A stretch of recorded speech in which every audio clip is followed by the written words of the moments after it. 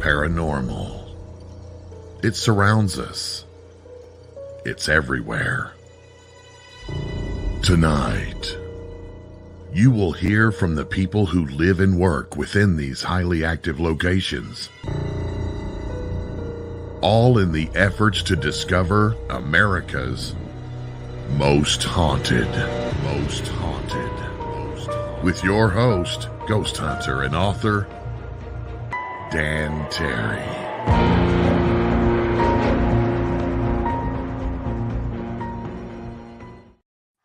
Good evening, boys and ghouls. I am Dan Terry, your ghost host with the most haunted. And we've got again, I am taking a left turn from the ghosts. I get that. But I got the most incredible guest. I got a shot at bringing him in, and he agreed, and this is going to be awesome. As you know, and the thing that I am really searching for, the quest I am after is, are all paranormal things somehow related? Mothman, there was Men in Black, UFOs, and ghosts, poltergeist activity going on. Skinwalker Ranch, you've got government conspiracies, UFOs, you've got aliens, ghosts, Bigfoot, cryptids. All of these things keep coming together, and that's what I'm trying to figure out. Well, I'm going to shoot off now into the UFO field. My guest is Paul Blake Smith. He's a Cape Girardeau native, and we've talked to him before. He's been kind enough to come on the show before, where we discussed the 1941 Cape Girardeau UFO crash, 6 years before Roswell. A UFO crashed. We've all heard the story. It initially come from a local preacher who was called out to the scene because they thought it was an airplane crash to do his last rites. And it was not a regular airplane crash as they thought. The government showed up, told everybody to be silent about it. And it was, pre-World War II, of course, trusted the government, and everyone kept silent for many, many years. Paul's grandfather was a judge at that time. Paul's father was a schoolboy, so I'm sure he was raised with these stories, which really would have gotten him interested. And when you start down a UFO field, you cannot discuss it without bringing in conspiracies. And I think he's really gotten into that one. He's written books called MO41, The Bombshell Before Roswell, about the crash, which led him to the book he wrote, President Eisenhower's Close Encounters. Aside from that, he wrote a book called Three Presidents, Two Accidents, about Cape Girardeau, Roswell, and the presidents who were in it all that time. Then somehow it led him to a conspiracy book he wrote about John F. Kennedy and the coincidences at the Willard Hotel, which is called JFK and the Willard Hotel Plot. And he's got a new one coming out, I believe next month, called The Nixon-Gleason Alien Encounter. And I am familiar with the stories of Jackie Gleason learning from President Nixon about the truth of Roswell. But let's get past the rumors and let's get into the facts. And hey, let's bring in Paul Blake Smith. Hey, Paul. How's everybody doing? Thanks. Doing pretty good. Thanks for coming back. You were a really well treated guest, or how do I say? People really loved you last time you was here. That's great. I'll be happy to talk about all three of those subjects. I'm almost feeling guilty that I don't have a ghost story for you. I can relate something briefly that I've never shared on the air before. This will be an exclusive for your show. When I was 17, I was laying on my bed. It was kind of rumpled, listening to music with earphones like you have on now. Mm-hmm. And I felt a weight or depression in that bed, like somebody was sitting on it suddenly. Scared the bejeebers out of me. And I sat up like that. Now, in those days, I had glasses, but I didn't have them on at the time. They were rumpled bed covers. And I didn't have anything further happen, but I know there was a weight of like a human being sitting on my bed that, I'm the only one in the room. There's nobody there but me. And I told this to a young lady at the swimming pool where I live, and she filled out her bikini very nicely. But I was trying to not concentrate on that. And I mentioned this story. She said the same thing happened to me when I was 17. She estimates. I was lying on a bed and there was this weight or depression that, you could tell a person. And I looked up, like, who is there? And there's nobody there. So I didn't see a ghost. I've never seen a ghost, but there's this story I can't explain. Just to throw a wrench into this, how close were you living to where the accident occurred, the Cape Girardeau crash? I would estimate maybe 8 or 9 miles at most. Okay, we can't blame an alien ghost for it, huh? Yeah, I don't think the aliens were too heavy. This was like an adult sat on my bed, and I really didn't see the scrunching in because I didn't have my glasses on, and the bed covers were all rumpled. But I know what I felt, and just like, oh my God, what's this? Pretty cool. Yeah. But I want to get back to that crash that occurred very close to where you live, and you are the expert in the field that I've determined. Who was the guy? He wrote a book. I think it was called "Everything You Thought You Knew You Really Didn't," or something like that. He was an actor. And Richard Belzer, maybe? Richard Belzer. Yeah. I read his book, and he specifically quoted you. Yeah, I'm in your book. Yeah. So, and he passed away. That's a shame. I always wanted to contact him and thank him for including me in his book. The book that I wrote, The Bombshell Before Roswell, came out in 2016. And my publishers published that in a little sequel called Three Presidents, Two Accidents. I added a little more information to it. And now my publisher is going out of business, and he's folding up the company and releasing us. So I'm taking the very best bits of both books, adding some new stuff that I found, not a great deal, but some. And I'm creating an all new book to just make it the definitive compendium on what happened, who said what, names, places, dates. And I'll even tell you the best site that I think that it took place in. Okay. I don't want people trampling all over somebody's property. It's a farm, and I'm not going to give specific address or name, but I will tell you kind of a general site. And please don't go searching on your own. There are large snakes, copperheads, rattlesnakes, and copperheads out in these fields looking for rodents and such, and you're going to be in big trouble from the owner or from Mother Nature if you go searching somebody's property out in farm country. Having said that, it's just so intriguing. You just want to go out and get a little piece of the evidence, but I wouldn't advise it. If Southeast Missouri is anything like Central Missouri, you will be shot at going out on some farmer's field. I'm afraid that is a possibility. There are some people these days we're a little armed and not paranoid, but on the lookout for there's crime in all parts of the world, and you don't want strangers trampling. You don't know what they're up to. So these properties cannot be fenced. And even if they did, I guess somebody would climb over the fence. Yes. So, it's somebody's home and their business. So I can't recommend, going out there and poking around. All right. Well, how did the whole deal with the Missouri UFO crash start for you? For me, it was around the year 2000 or so. Linda Moulton Howe and Art Bell were discussing it on the radio, and I talked to my dad, and he said, these names sound mighty familiar. My stepmother said, I heard this story back in the 1960s when I was going to high school. Around 2000, it came out thanks to the work of Leonard Stringfield, UFO investigator. He mentioned it in a 1991 book, and that became investigated by Ryan Wood and Stanton Friedman, who they came to Cape Girardeau and looked around and went through some archives and asked people some important questions. The problem is we're way too late to the scene of the crime, so to speak. Everyone is deceased. Even their children are deceased. This was like 82 years ago. And that's most unfortunate, and it's difficult to get hard evidence. It just slips through your fingers every time. But circumstantially, I think I can make a pretty good case that it did happen. This was a real event with real aliens.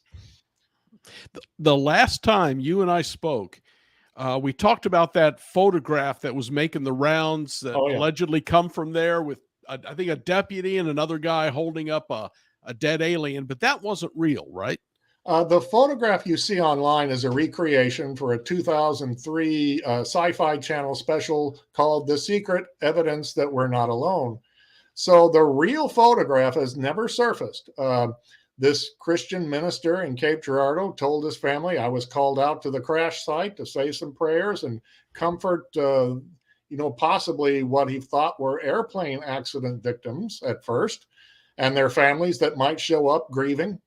So it would have been pretty necessary to call up a pastor in a very religious town like conservative Cape Girardeau, home of Rush Limbaugh, by the way.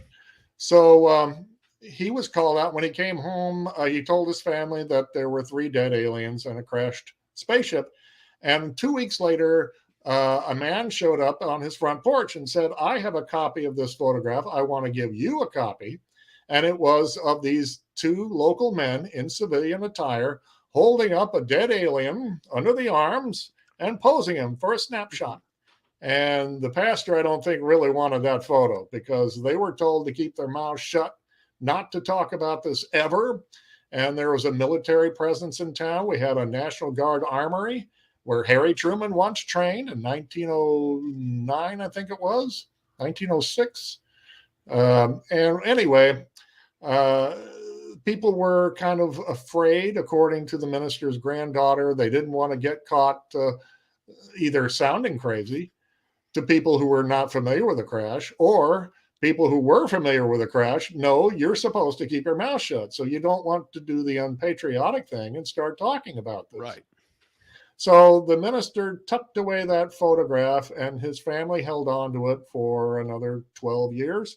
And they would get it out at parties. And the minister was not around, but his sons would have, or one son and his wife and kids would have a little family get together. And the minister's granddaughter was a little girl. She remembered seeing the picture like up to a dozen times. This creepy dead alien with big black eyes and gray skin and 2 little tiny dots for nostrils and a little tiny slit for a mouth. It was something quite memorable. You'll never forget that photograph, I'm sure. Yes. It would have chilled you to the bones because this was said to be a real spaceman that they pulled out of the farm field in a place called Cape Girardeau, Missouri. So she saw it, and a friend came over, a friend of the family, and said, I know something about photography, and I got a friend involved in zoology. I'll show him this picture and this creature, and let's see what he thinks. And the man disappeared about a week later, left town with the picture, never came back, and that was that. But, the photographer came to the house and said, I have a copy of this. I want you to have a copy. Well, where's his copy? And any other copies he may have made. Yeah. Nothing has surfaced. The Army told you to keep your mouth shut. You were obedient to what your government told you back in 1941. And then the war broke out and people scattered all over the world. Cape Girardeau lost its police chief in battle in the Pacific, as one example. Reverend Huffman's youngest grandson died in Europe fighting in World War II. So the story kind of got, I don't know, not lost, but you were not supposed to talk about it. Just something that happened. And the war seemed to supersede events thereafter. Yeah, I could see the war would push that to the back page while other things were going on, of course. Right. When I read The Day After Roswell by Colonel Corso, and it talked about the things that allegedly came from that UFO, be it night vision or whatever, do you think something like that might have helped us out during the war? Linda Moulton Howe had some pretty good ideas on a neutronic propulsion device that may have been taken from the Cape Girardeau crash and applied to the atomic bomb and weaponry we were working on to try to win World War II. And there's these what look like authentic White House memorandums from Franklin Roosevelt talking about these celestial wonders that have come to us, and the non-terrestrial science and technology committee that he put together. Mm-hmm. So, those are pretty strong clues that they got their hands on this in 41 and tried to weaponize the machinery, the propulsion system within it as you would, because we were desperate. Things weren't looking too good in 41, 42, No. 43 for the American war effort and for democracy around the world. So we really needed to get going with our top scientists and figure out what can we do to take advantage of this secret weapon that's come to us. They weaponized it, and who knows, maybe it did complete research. Okay, you froze up on me. And yesterday morning, I woke up from a terrible nightmare in which I saw 2 nuclear bomb mushroom clouds in the distance. They were huge and scary. And the caption to this dream said, May 2023. I don't know what to gather by that. I sure hope we're not going to see some nuclear weapons detonated next month, but we're getting closer and closer to war in Ukraine, China and Taiwan, the North Korean dictator. And I just hope this has nothing to do with reality, just a bad dream. But that was scary. I don't know what to make of it other than I do occasionally have a dream that comes true. And I'm sure hoping this one does not. Yeah, I'm with you on that. Yeah. Well, since you brought up the presidents, let's talk about President Eisenhower. There's, again, legends and rumors that he actually had a face-to-face with the aliens. Right. Eisenhower brought the troops together in Europe of various countries and was a galvanizing force to win World War II. And there were a lot of Foo Fighter UFO stories, and pilots were seeing things. So he was familiar with glowing discs and orbs and daylight lights that they couldn't explain. So he became president, and within a year, he decided he just had to go on a golf vacation 2,700 miles from Washington, out in the Palm Springs desert. Now, Eisenhower was used to golfing all the time, just down the coast at the Masters tournament, which is going on right now as we speak. They have a little house there on one of the greens called the Eisenhower home that they built for Eisenhower. He loved it so much, he played dozens of times in Augusta. Okay. But yeah, strange and suspicious. He just happened to go out to Palm Springs, where it is said that one night, February 19th, 1954, he left his guest house where he was staying in Palm Springs and went to Edwards Air Force Base while the press was distracted by a party at a hotel in town in Palm Springs. And according to at least one eyewitness, Eisenhower met with these friendly landed extraterrestrial beings that came down in 5 craft. 3 were circular and 2 were elongated, or what we call cigar shaped. And they were very friendly, human-like, and they spoke to him in English, and they were familiar with our atomic bomb testing program and were very worried that we were polluting our planet, according to this eyewitness, and the radiation was leaking into the water, the land, the air, and even into outer space. And this would be a pretty good, legitimate reason, don't you think, for why aliens would have landed, to speak to the man in charge. You know, you're running these detonations, these test bomb explosions, and you don't know the damage you're doing. Well, like 8 or 9 days later, they had something called Castle Bravo, an enormous mistake by American scientists. They thought it was going to be a moderate-sized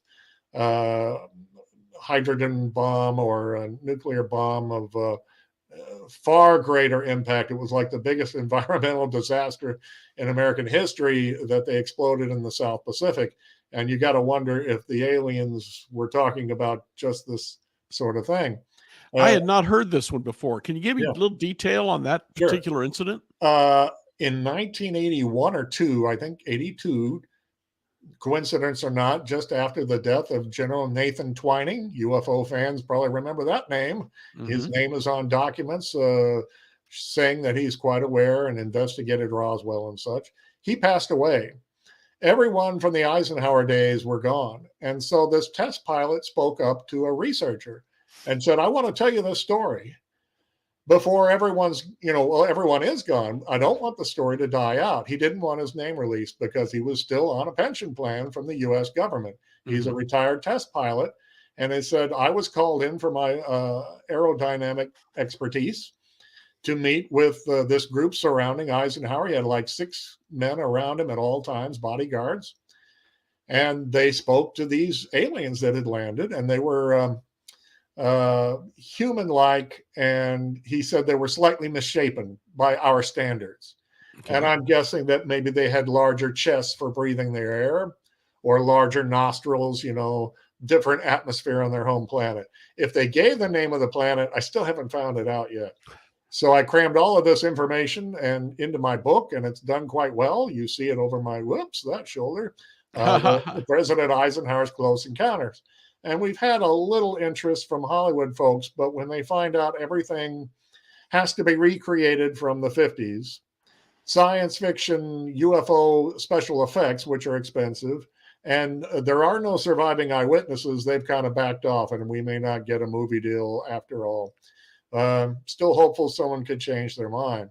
Mm-hmm. So that was February 19th, 1954, and that leads me to that date. 10 years later, Lyndon Johnson, the President of the United States, dropped everything he was doing, talked to Eisenhower on the phone on the 19th, flew to Palm Springs and met with Eisenhower in private meetings a few times, and there's some gaps in LBJ's schedule.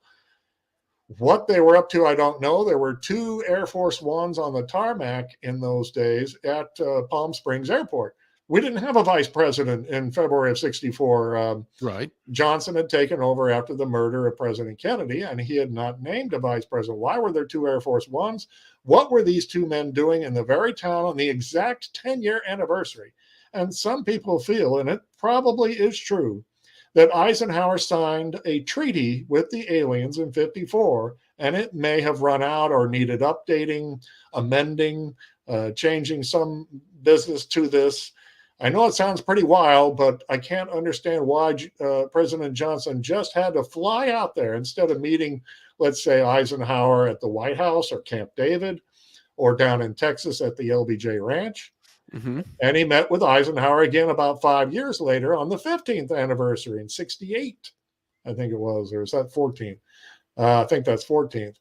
So February 19th pops up again and again and again. And guess where it leads me to my next book, the Nixon-Gleason Alien Encounter, in which President Richard Nixon flew to an Air Force base on February 19th and met Jackie Gleason, his good golfing buddy, and they allegedly saw evidence for extraterrestrial visitation. I've counted up 10 different ways where you can compare favorably the method of operation that Eisenhower used in 54 and that Nixon used in 73, the 19th anniversary date exactly. Mm-hmm. Something was up, and I think it's probably due to that treaty and maybe needing changes or upgrading to that. There are, again, legends that Jackie Gleason had a huge library of UFO alien-related books prior to this. This was something he was extremely interested in anyway. Do you know anything about that? Oh, yes. I researched this, and they're still available for you to peruse pardon me, at the University of Miami library. And I've even seen a picture of some of the books on display. 1,700 books and periodicals like newsletters and magazines, all on the paranormal. The majority of them are on UFOs. You couldn't find a person more obsessed with UFOs than Jackie Gleason. Mm-hmm. He talked about them, went on the air of a New York City radio station in the middle of the night, Long John Naval, and you can even hear some of their conversation on YouTube. There's these videos. The audio is terrible. You can hear Jackie talking about things. But he said at one point, I talked to a CBS reporter, Edward R. Murrow, and I told him, I think UFOs are the most important subject in the whole world. And this is Jackie saying this on the air on a radio program where he was still a TV star in the mid-50s, and he had a lot to lose. You didn't want to lose your movie and TV roles by being thought of as kooky or nuts or something like that. So he didn't care. He would call up authors who wrote their own UFO books and talk to them. And he'd call up some eyewitnesses to UFO sightings and quiz them. He had to know every detail. So at Wow. one point, Jackie offered, I think, $50,000 to anyone who can produce evidence, hard evidence of extraterrestrials visiting Earth. And over the years, he pumped it up to $500,000, and then $1 million. Now that sounds pretty outlandish, but Jackie spent freely, and he made about $14 million a year on TV, movies, record albums, personal appearances. He was worth a fortune. Mm-hmm. So I think Nixon took him up on that. He was caught in a vice in early 1973. His Watergate burglars needed hush money, or they were going to talk to investigators from Congress, the FBI, and the media. Nixon was being pretty much blackmailed for money to cover legal fees and to keep the families fed and housed of the Watergate burglars. And in the White House tapes, Nixon bugged himself in the White House. He's talking in mid-January of 73. How are we going to get this hush money? This is terrible, this darn stuff. He's really upset. And like just after he met Jackie Gleason, like 2 weeks later, 3 weeks later, he's caught on these buggings on tape saying, hush money's not a problem anymore. I know where we can get that. We've got the money. Okay. So you put it all together. Jackie had money to burn. He wanted that evidence. He wanted to see it, maybe even touch it. And Nixon needed money. And there were two conservative golfing buddies from South Florida. So I think Nixon really did take him to an Air Force base. He had to be there anyway on the 19th. And Nixon did show up at Jackie Gleason's golf tournament that very afternoon on a Monday on national TV and gave a little speech with Jackie. And Jackie rode him around in a golf cart. Nixon did not actually play golf, but there was a helipad that Nixon came down on at the golf course right behind Jackie Gleason's house. So it would have been easy for Nixon to have sent his pilot over that night, pick up Jackie Gleason, who could have just walked over or taken a golf cart, and be flown directly to Homestead Air Force Base, just south of Miami. That's where the story started. According to Jackie's wife, this was a real story, and Jackie was just ashen. He came home looking haggard. It really shook him up. And she said, "Where have you been?" And he told her the story. She says quite seriously, she never changed her story, that Jackie told me, Nixon showed me the evidence for aliens. He said 4 small little bodies with big ears.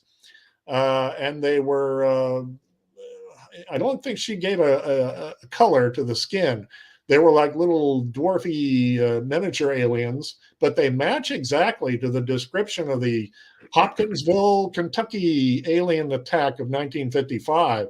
If you're ever familiar with that story, yes. Yeah. Those were like 2.5 feet tall, big pointy ears, spooky looking eyes. So coincidence or not, that's what Jackie said he saw laying out on 4 examining tables in a lab at Homestead Air Force Base. Makes you think Jackie may have seen even more than that, but he didn't tell his wife. He was really shook up. In all the years that we've been hearing these stories, everything I've read has always been they were friends. This is the first time I've heard an actual good reason from you that here's why. It wasn't just we're buddies, because all presidents have friends. That does not give them access to top secret information. This makes more sense on why he would do that. Yeah, there was no motive before, but now there's great motive. Jackie had money to burn. He wanted the evidence. Nixon had the evidence. They were there in the same town on the same date, seen in public that afternoon. And what is more, Jackie's birthday was coming up in like 8 or 9 days. What do you get for the man who has everything? Lived in a mansion. He's got everything he wants, except one thing. He wants that proof or evidence, that we're being visited. And Jackie's wife said he would be excited and happy at times after he came back and said, I got to see this, exclusively, me and the president. And then his mood would switch suddenly. Why does the government keep this all secret? Why do we have to be labeled as idiots or kooks that we report seeing UFOs or such? And why does the government not tell us the truth? She said he would alternate, and this went on for days, if not weeks, where he had trouble sleeping. He smoked and drank a lot. His moods would change abruptly, and he didn't work in movies for a few years. Smokey and the Bandit came out, I think, in 1977, and that was like one of his first movies in coming back. He was just really emotional and excited and yet upset and frustrated. So the story hangs together, the story I've been able to put together, and that's kind of my sequel to the Eisenhower tale, and it should be out maybe next month, certainly this spring. Wish I could give you an exact date, from Foundations Books and, of course, Amazon. Well, be sure and let me know when it is ready. We'll get it out here for these folks because they are really interested in this information as well. So, Jackie Gleason suffered almost a post-traumatic stress situation after seeing this. Did his wife go into any more detail on that other than smoking and drinking? Because he was well known for that anyway. Yes, I think more than you wouldn't have been all that noticeable. Jackie loved to tipple, but he was able to handle his booze pretty well. And then he didn't want to work. He was so devastated, and he smoked usually quite a bit anyway. Had trouble sleeping, apparently. There's a story that, of all places, MeTV has all kinds of programming, including The Honeymooners with Jackie Gleason. So a few years ago, they ran the story of, is this true? Nixon and Gleason met at an airport or an airfield south of Miami.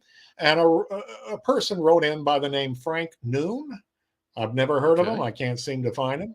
And he wrote into this website and said, the story's true. Nixon took him there, and they went to an airplane hangar that you can see from the highway. And that's an interesting level of detail. And they went in the hangar, and there was a spacecraft intact, and it was what you might call alive. It was being held down by cables. It was up in the air. Now, where did this guy get these details? Did he just make them up? You know, you can't believe everything you read on the internet. But this guy had a couple of details that I had not heard before, that they did see a silver craft that was being housed there in a kind of off-limits hangar, and that there were bodies in a laboratory. So, again, the story is now 50 years old, happened February 19th, 1973. We just had the anniversary, but it fits with the other connections to the Eisenhower tale as I pieced together in my book. So I wish we could get Jackie Gleason's ex-wife to speak. She's still around, but she refuses to give interviews. She started to tell everything in a book. She started writing a book, and Jackie just exploded with rage when he found out that she was telling things about his private life and said, you will not talk about this. And it may have been in her financial interest to keep quiet. And so in 2003, she gave a very rare interview and said everything that I said before back in 1974 when I released this information, and gave interviews then, and Jackie got upset. In 2003, she said, I'm not taking a word back. It all happened. She didn't retract her story. She didn't add to it, make it colorful, or invent or distort things. And that speaks well to her, but she doesn't want to talk about it. And she must be getting close to like 89 or 90 now. What she recalls, I don't know, even if she was willing to talk. I asked a UFO researcher, do you think you could find her? Because I can't even find her. And he said, well, I've looked into it and I can't find her either. We're assuming she's still alive. But even if you found her, would she be willing to talk? And would she have anything to add? Maybe not. That the whole thing is so intriguing, and it goes right in with how fast we're losing the generation that was involved in Roswell. And this was even older than that. Right. God, you're the Cape Girardeau incident specifically. Yeah, that's what I thought you meant. I wonder what he meant or what he saw there that would, for all intents and purposes, terrorize him. Yeah, that's I gave an interview to another host, and he said the same thing. Jackie may have seen something even more. And I'm thinking, for him to be so obsessed with aliens, and he talked about them and read books about them, to be so shaken up by finally giving him the evidence, here it is, by 4 small dead bodies, I think he saw more than that. He must have.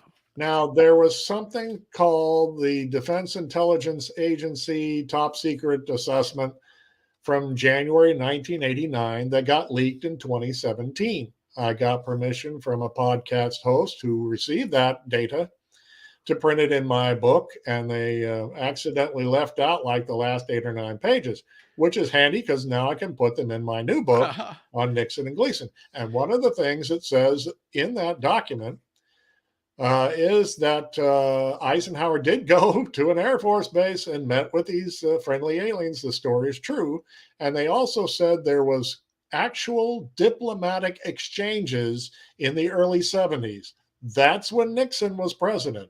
Mm-hmm. Could that have been going on, that aliens came down, stepped out of their ship, and maybe spoke to representatives of America, and that Gleason saw this?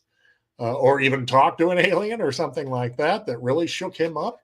Because under this theory, anyway, of diplomatic exchanges, the aliens would take a couple of military or government representatives into their craft and take off, give them a little ride, maybe even to their home planet, for all I know. If that document is valid, it says during the 1970s, and Nixon made 55 trips to Key Biscayne to stay in this little beach house he had. And he always used Homestead Air Force Base. He was in and out of there a lot. So the basis for this, for Nixon to have known a lot of this stuff going on, is very solid. He spent a lot of time reading documents, according to historians and biographers, while he was in Key Biscayne, and he couldn't talk about what he was reading. So you kind of get the idea it was top secret, really top secret. They said B.B. Rebozo, his friend, lived in the house next door, and even he couldn't find out what's going on. And there were long stretches where Nixon was lost in thought and reading these documents. So it kind of hangs together that something of an alien nature down there was going on. There's more legends, of course, and that's all I have is legends that a deal was brokered with the aliens and President Eisenhower they were allowed to take a certain number of humans for experimentation in exchange for weapons or whatever. Have you ever heard anything like that? Yes, many times, and it may be true, not as bad as we might think, that the aliens were interested in science and wanted to see our plant and animal specimens, and they also wanted apparently to look over human beings and then put them back. And according to some sources, Eisenhower may have agreed to this. According to a man named Don Phillips, who worked for Skunk Works, which was high-tech airplane stuff, they showed him a file. He said, I read this file and couldn't believe it. It said Eisenhower met with aliens, and during the course of their conversation, Eisenhower said, well, how can we stop you? You're so advanced. So he had to kind of agree to allow humans to be looked over as long as they were put back and as long as a list was made of who you were taking. And there's some discussion now if the aliens kept a proper list or if other aliens took advantage of this and came in and took human beings, hostage on their ship and probed them and were rather brutal and put them back on planet Earth. There is apparently more than one race coming here, and you can make a deal with human-like ones, but what about all the others? So it gets kind of fuzzy over who agrees to what and what has been done since. And this may be a reason why the American government doesn't want you to know that they've kept this quiet. And so we might get maybe some revelations within a month at some congressional hearings on UFOs they're talking about now in Washington, D.C. Congress is getting sick of being stonewalled on this issue, and they're going to put some people on the stand and under oath, apparently. We'll see if this goes through, and maybe we'll get some disclosure of some nature. I'd like to see them go back as far as Cape Girardeau. I think that was our first American UFO crash. Talk about what Roosevelt, Truman, Eisenhower, and Johnson all knew. They're all long since deceased. People from that era are mostly deceased now, from the 30s, 40s, 50s, 60s, sadly, even the 70s. I was barely able to find anyone to interview over the Nixon book because it's 50 years ago and it was hushed and top secret then. So it's spine tingling and exciting and yet very frustrating. The situation going on now, especially what maybe bringing on these congressional hearings, is the Navy videos, the Tic Tac, the whatever, where you think the aliens are starting to push for I for have this? heard from one source that say there are some aliens that supposedly do want disclosure, have tried to convince in contact with the government officials, and there's a small contingent within the government that is in favor of disclosure, but they are outweighed by like national security advisors and intelligence personnel said, no, we're still not ready for this. We have to keep fibbing, covering up, or outright, lying because they're afraid people might panic. I don't think we would. I think we're far more braced up for this. And, you point out these Navy videos and everything and how they went on 60 Minutes and said, we see these things every single day. That was one pilot said that on the air. Yeah. They're seeing these unexplained, fast moving, zipping craft, even in the shape of a tic tac or an orb or a disc. And we get to the point where there's so many videos being put online, you can't deny what's going on anymore, that we are being visited and observed. They haven't invaded. It's unlikely that they would. You would hope that they would step in and do something if we're on the verge of nuclear war. Yeah. And we may be getting closer to that next month. I hope you're wrong on that. That better be wrong. Someone maybe, I hope, was fooling me in my dream by giving me this scenario and a date to it. But all I can say is cooler heads better prevail, and that aliens, if they're friendly and kind as they were to Eisenhower, maybe they would step in and do something. They were obvious advanced intelligence that can traverse time and space and maybe dimensional portals to come here, look around, and then take their samples and their studies and go home. Well, we're such a fascinating race of people with different cultures, societies, civilizations, and animals and plant life and what we're doing to the planet with pollution. You can see why aliens would want to come here and see the drama that's being played out. I don't find it absurd at all. I don't think most people do. No, not anymore. I think I'm almost leaning towards the idea that the government, someone in the government through Hollywood has been preparing us for this with V and E.T. and whatever else, all those movies and shows we went through in the 80s and 90s. Yeah, Steven Spielberg even admits that he got a lot of his information from Dr. Jacques Vallée and from the late, great Dr. Hynek, Alan Hynek, who gave him actual reports, and he incorporated this into Close Encounters of the Third Kind. I have read where Hynek knew about the Eisenhower encounter. So what happened in Spielberg's movie? The Air Force is assembled at an airfield, private, top security out west in the desert, and aliens land. They're friendly, and they step out and interact with human beings. Is that just a coincidence, or did Spielberg get the lowdown on the Eisenhower encounter and wanted to relay it in kind of generic terms? He's got all the components there except the President of the United States. So that may be the best we're going to get from Hollywood on the subject. Although there was a man named Christopher Munch. He has what you might call an independent film or a smaller film called The 11th Green. You can get that through Amazon. And it does have Eisenhower recalling the time that aliens landed at this airfield and he went to see them. It is not quite in total agreement with the information in my book, but it's pretty close. And it may not have been the top Steven Spielberg quality, from a major motion picture, but it's something. Yeah, and there's another one that Reagan, I believe, after watching one of Spielberg's movies, said there's only 3 people in the room or something who knows how accurate this is. Reagan said this. Spielberg was asked about it, and he kind of hemmed and hawed at giving a straight answer. And then just a few years ago, he said, the story is true. Reagan turned to me and said, you don't know how many people in this room know this story, it really happened or is basically true. And I'm sure Spielberg was like, what'd you say?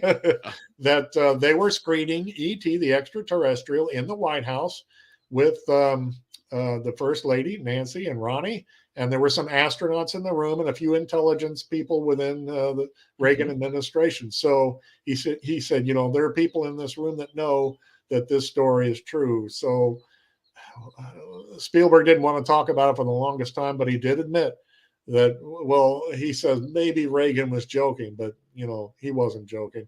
Yeah. He was trying to tell you. He was fascinated, and I'm putting together enough information, I hope, to create a third book in a trilogy, Ronald Reagan and what he has seen and discovered. Again, tough to do when almost everyone's gone, including Mr. Reagan. There's another story, and you're really doing well because you know more about it than I do, that Jimmy Carter got off the UFO disclosure wagon. He got him elected partially Yeah. after he was shown what was really going on. I don't know. What have you heard? In Georgia, he was some Elks Club's members, and they all saw it. He said it changed colors and moved in the sky. And a few years later, he filed a UFO report in Oklahoma.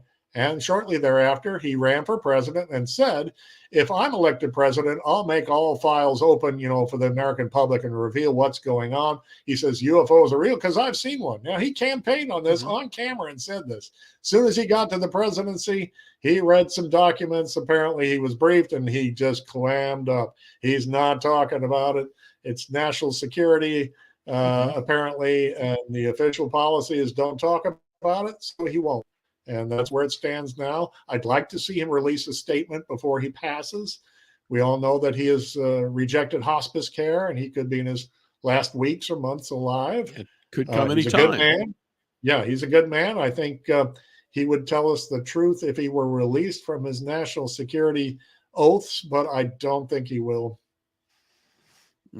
So much going on. And as you said, so much of this generation who knows what's going on is passing away, moving on. Yeah. I don't know. Is there anyone left from the Roswell incident? All the soldiers who looked for parts in the desert and flew the bodies and all of that?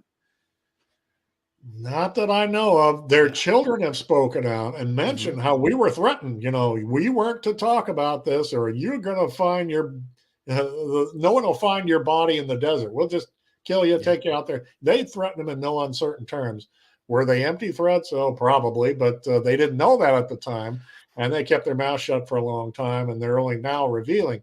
But it's another example. Jesse Marcel, who was Jesse Marcel Sr., gave an interview in 1980 and said it was real. This was extraterrestrial. I saw the bodies, helped pick up the wreckage, and he got tired of the story being dismissed, even by his own relatives, and said, I want to give this interview and set the story straight. His son said he saw the extraterrestrial wreckage, put his hands on it, saw the strange symbols on it, the metallic pieces that couldn't be creased or bent or cut.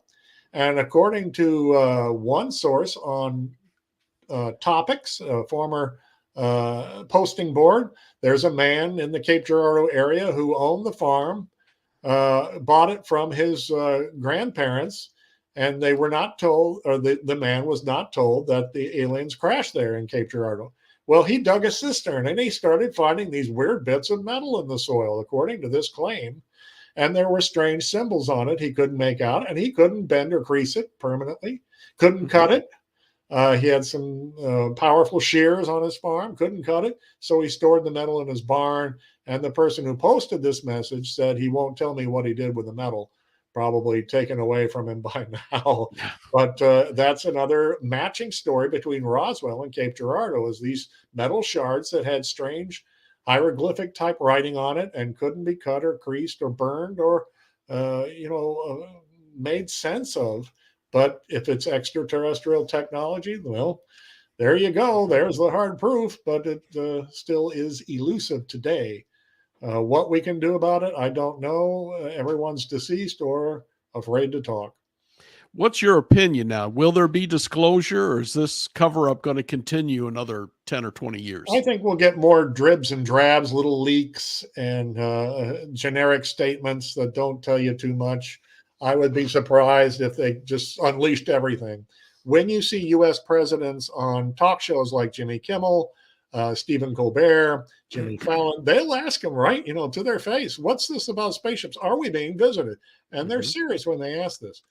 George Bush, Bill Clinton, Barack Obama have all given kind of flippant answers. said I can't talk about it, national security, or I could tell you, but then I'd have to kill you, kind of silly stuff. And I think that's an answer in itself. They can't tell you. So it's serious and it's real that we are being visited, and there's not much we can do about it. Mm-hmm. That's pretty wild. So you've got 5 books out, or the 5th one coming out? What is that?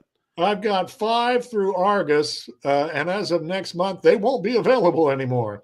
So I'll take them to another publisher, and that'll take a little while. And then I've got through Foundations books, my Eisenhower book, and the upcoming book, the Nixon-Gleason Alien Encounter. And who knows where I'll go after that. But as long as I'm still alive and kicking and I find interesting subject matter, I think most people find it interesting. They talk to me about their own UFO sightings, and I have none. Mm-hmm. I've never seen a spaceship. So, yeah, I'm a little jealous. I've never seen anything up in the skies that I can't explain. I turned on the Travel Channel not too long ago, and they're interviewing a guy who saw and filmed this strange metallic cube up in the sky over a street where I live. It's just up the street, like 2 miles from here, where he filmed this. And I'm jealous, like, how come I never see anything driving up that street? But I have to concentrate on the road ahead of me. Look up, but he saw it and he filmed it, and it's on the Travel Channel. Mm-hmm. So that gives you an example. People are seeing these things, filming these things, and the evidence is getting harder and harder for the government to deny. And they may come out and say something that just barely acknowledges some aspect of this. We'll mm-hmm. see. They've been guarding the secret so jealously and so seriously that it's hard to see that the dam is going to burst and just, here it is. Here's all the information. They've covered it up and don't want you to know, which is a little scary. Like some of this could be a small percentage of who comes here are not very friendly. You don't want to get involved with them, so to speak. Where can people get your books, for at least for now, from Argus? How do they get hold of them? argusbooks.com. You can go to Amazon anytime, and foundationsbooks.net, I think it is. Okay. Foundationsbooks.net. So the best bet is Amazon, like so many people. And I think you rack up credit points there that you can use to buy more of my books. It's a great subject. It's fascinating. I do encounter the occasional person where I don't want to read that. I don't want to hear that. I'm not interested. Some people's minds just snap shut. They don't want to hear or even think about it. And that's a problem. That's maybe why we're not given disclosure. A lot of people don't want to think of it and can't handle this subject. But I think for the most part, we've had so many TV shows, so many movies, comic books, videos, TV specials. I think people are much more braced up for this, interested and accepting of this than 1941 when my grandfather was a judge in Cape Girardeau. Just 2 years before, he was city attorney, and my dad said we talked him out of that job because he kept taking off in the middle of the night to go out with the police on a case. He could have gone to the big Cape Girardeau UFO class if they had just left him in office. He took a judge job in town. Oh boy, we missed out on the story of the century there. Yeah, no kidding. Yeah. But somebody else would have wrote the book, so at least you got a hold of that. Yeah. Well, they may have killed him, so I wouldn't be here. Good point. I don't know, some member of the family, so maybe it's for the best that he did not find out. Well, Paul Blake Smith, author of The Bombshell Before Roswell and coming quick, the Nixon-Gleason Alien Encounter. Paul, thanks for coming by, and let me know when that book is available so I can tell these folks. All right, I'll send it to you in an email, and I thank you for having me on. It was my pleasure. Oh, thanks for coming back. I do appreciate it, and I do want to get you back here to talk more about the Kennedy conspiracy. Sounds like a plan. All right. All right. Take care of yourself, Paul. We'll talk to you soon. Thank you. Well, folks, as we're winding down here, the last 4 minutes, there's a few things I do want to discuss with you. And, of course, the first is there are a lot of mysteries we have not gotten to the bottom of. And this is just one in so many mysteries. Bigfoot, cryptids, UFOs, UFO encounters, ghosts, demonics.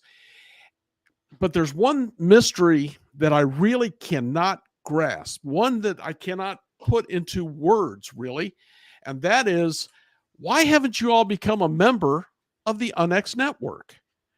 There is so much going on, and the UNX network is right on the forefront, right at the top of all of this. We've got UFOs, again, ghosts, spirits. A new magazine just come out. We've got demonics, cryptids, conspiracies. It's all in there, and it's all free for you. All you got to do is go to the unxnetwork.com, get on the front page, become a member, and you will get a monthly UNX network newsletter, the access to the X blog, the magazine. This is a free virtual digital copy that will be sent to you by email each week, or I'm sorry, every 3 months, 4 times a year. And you'll be getting this just for signing up. It seems almost foolish not to be on the forefront of this. This information and the newest magazine should be out. If it's not out now, it will be out in the next week or two. And it's got, again, more incredible stories. I got my digital copy in the last day or so. You need to be looking in on this. Why you're not a member just is absolutely beyond me. I also want to remind you, I will be going to another XCon, or another XCon, which is Blue Springs, Missouri, outside of Kansas City. And that will be October 13th, 14th, and 15th. And this is all of your favorite people talking from the UNX network. I'll be there on Friday the 13th. We're going to be talking ghosts. I'm going to have plenty of evidence there. Saturday, we're going to be talking UFOs. And as you know, we got some of the tops in the UFO field going to be there. Sunday, all about cryptids. I mean, come on, we got everything. If you're interested in this, you got family members interested in this, I believe the advanced tickets, if they're not available, they will be shortly. Again, get on the UNX network, click on events right under the title. It'll say XCon on the right side. When you see that, check it out and keep in touch on that one. It will let you know when the tickets are available. Before that, in West Virginia, specifically a little town called Oak Hill, which is not far from Charleston, on May 13th, 2023, we're going to have another conference, and I will be speaking there. Along with me is a guy named Carl Jarrell from Black Sky Paranormal. He's going to be talking. Shitan Noir, who is on this show talking about cryptids and monsters, she will be there discussing different things. She's the editor of Squatch GQ magazine. Dr. Summer is going to be there, and I seen her. She owns the Scott County Jail in Tennessee, but she has a lecture on ghost tourism, on ghost people coming to your town to see the haunted things and how important it is to the local economies. I heard her speech. Amazing. And another, Tanya Webb, who's been on my show, fortunately, she'll be there talking about the old hospital that she owns in West Virginia and the ghosts there. So if you get a chance, I'll be speaking. These folks will be there. If you're in that area or feel like traveling to the beautiful state of West Virginia, that'd be the weekend to do it. It's going to be cool. One more quick thing, and that is Phenomenon Radio, Friday night with Race Hobbs, my own producer. And they are really diving into UFOs and especially into the Rendlesham Forest incident, which if you don't know about that, you need to. So there's so much going on in the paranormal field. You need to be digging into it. You need to be staying spooked. Good night.